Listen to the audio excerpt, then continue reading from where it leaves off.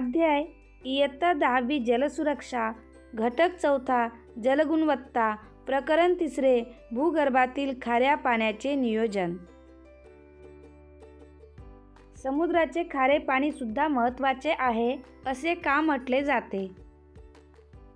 भारतात दिवसेंदिवस भूजलाची पातळी खाली जात आहे। आपल्या देशाला फार मोठा समुद्रकिनारा लाभला आहे। तंत्रज्ञानाच्या प्रगतीने कमी खर्चात समुद्राचे पाणी गोड करणे शक्य झाले आहे। हे पाणी पिण्यासाठी, शेतीसाठी व उद्योगासाठी वापरता येते।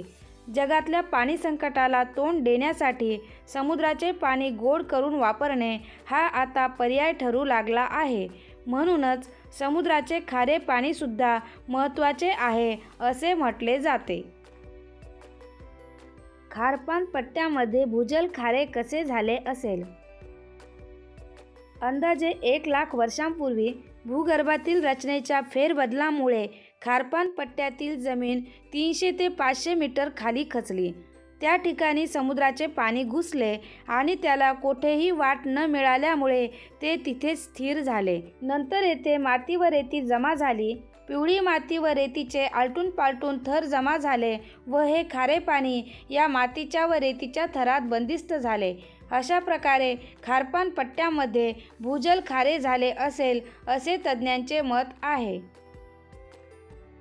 खारपान पट्ट्यामध्ये भूजल खारे होणार नाही यासाठी काय प्रयत्न करावे लागतील? तज्ज्ञांच्या मते खारपान पट्ट्याच्या अमरावती, अकोला व बुलढाणा जिल्ह्यात पूर्णा नदीच्या खोऱ्यात आढळणाऱ्या अपार्य व पार्य थरांचा उपयोग करून खाऱ्या पाण्याचा प्रश्न लवकरात लवकर सोडवता येऊ शकतो।